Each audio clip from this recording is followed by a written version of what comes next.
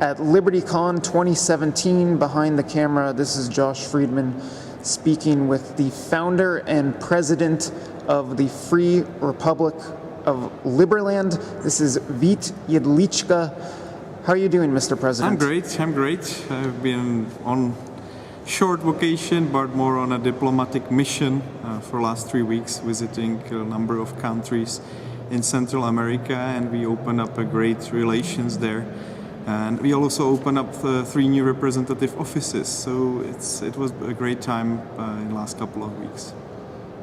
I frequently see that you're making the rounds across the world, actually, but I'd like to know, excuse me, what is the state of liberty in Liberland at the present moment? That's, of course, a very broad question, but our goal is to make the freest country in the world, so have as little regulation, as little taxes as possible. That's why we have introduced the concept of voluntary taxation, and that's why I'm making sure that we do not have many laws and many regulations. And I think we're quite successful in that. We do have 5 basic laws, and we do have a constitution at the time, so people are very free in Liberland.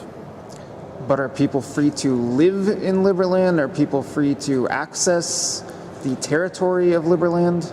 That's, of course, a whole other issue, but the territory of Liberland is still unclaimed by any other country a part of Liberland.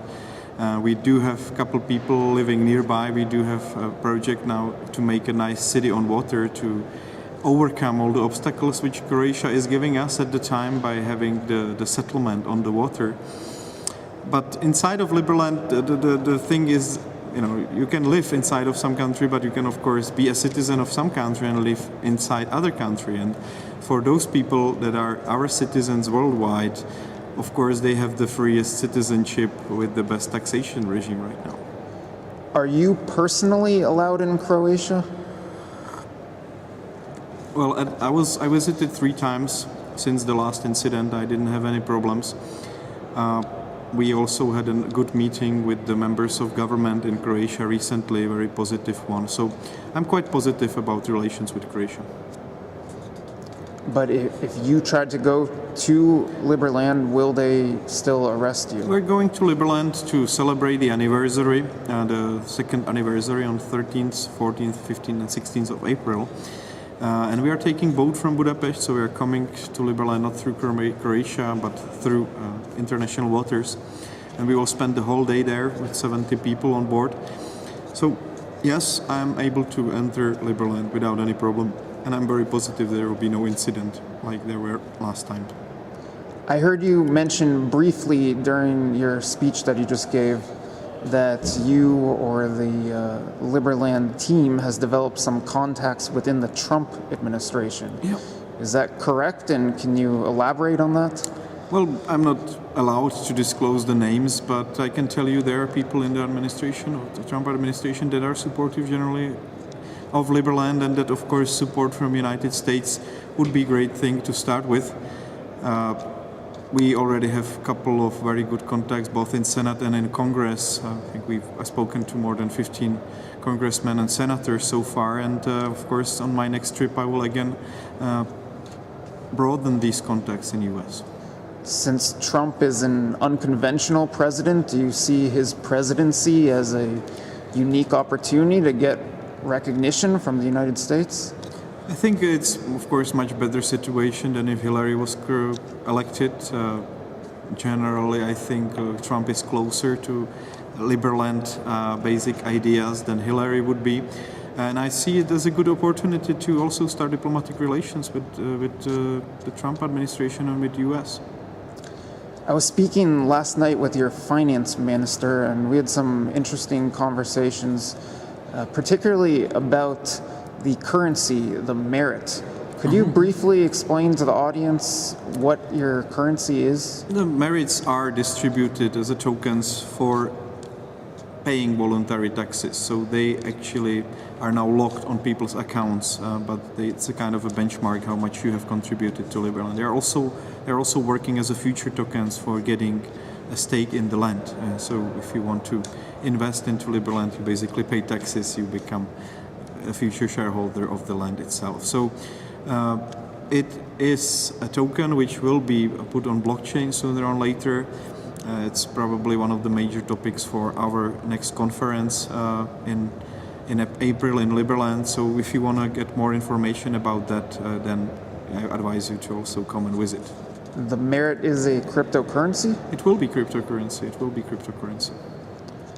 Now, taxes are voluntary, but what do you say to the people who would complain about there being requirements in order to set up a business, whether it be, I don't know exactly. Not really. Well, you can set up any type of business in Liberland according to our laws right now. No, you don't even have to have any license. It's similar to UK.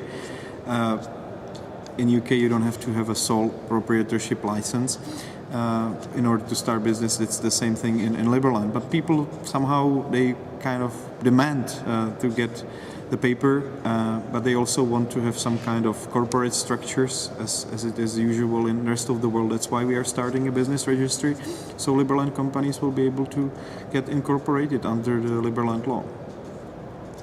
And the other thing is, of course, we are DAO friendly.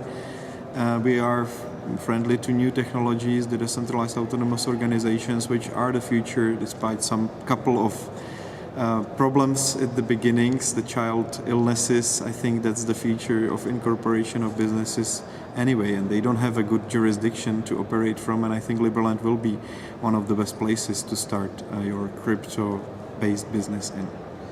How soon do you expect there to be physical development in Liberland?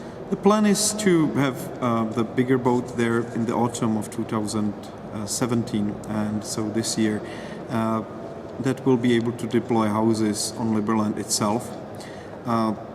That's our long-term plan. We are sticking to it. We also have the first houseboat there present that we acquired already in the autumn. So there is already a presence, and we are using the boats in order to avoid troubles with Croatian police and also in order to avoid any future problems with flooding, which might be an issue.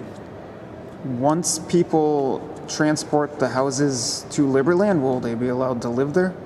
Of course. That's the whole idea, that you buy yourself a houseboat and you will be able to stay on it. Right now there's a lot of tension across the Balkans, and I'm wondering if that at all concerns you. Well, not really. We are a peaceful, loving nation. I think we generally don't have any problems with our neighboring countries. I think even the idea of establishing a very free country in Balkans is viewed positively by many, and the fact that we are actually taking nobody's territory and we don't have any territorial dispute is the one thing which plays into our cards. Regarding recognition, you alluded in your speech that there are a couple countries that might be soon recognizing you. Is there anything you can elaborate about that? I think it's quite likely that next week we will have a first recognition actually that will happen all during my visit in France, but I don't want to prematurely say that we jumped before we did, but I think it's one of those countries that are going to help us in the future, and it's going to be a first step into the diplomatic world. But you are predicting that there will be a country next week that will recognize Liberland. That's on my agenda.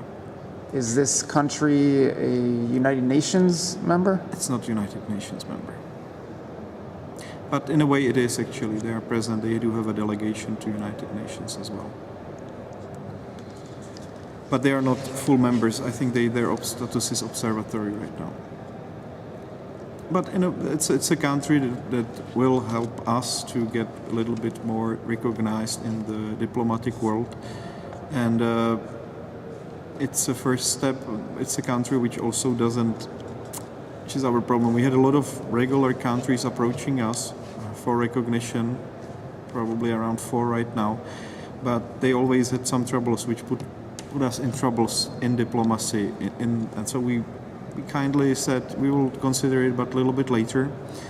This is actually a first country which the status is not fully there, but it's very close to the full status. But on the other hand, they don't have international problems like the other countries that approached us previously. Could you tell I us cannot tell you. I cannot tell you. the geographical region of this country? I cannot tell you right now. You will probably see next week. Okay, then I'll be looking forward to an announcement. Anything you can add about this meeting in France? No, but you can take part in it, and I think it even will be partially public, this announcement and the meeting. And what can people expect about this second anniversary conference that's coming up? We do have 15 excellent speakers that will be talking about different aspects of creating libertarian institutions. For example, Dan Mitchell from Cato Institute is coming, and I think almost the whole government of Liberland will be there as well. And we are taking the fastest boat that you can get, and we are taking it from Budapest to Liberland, so it's only a 4-hour trip. It's going to be quite a nice journey.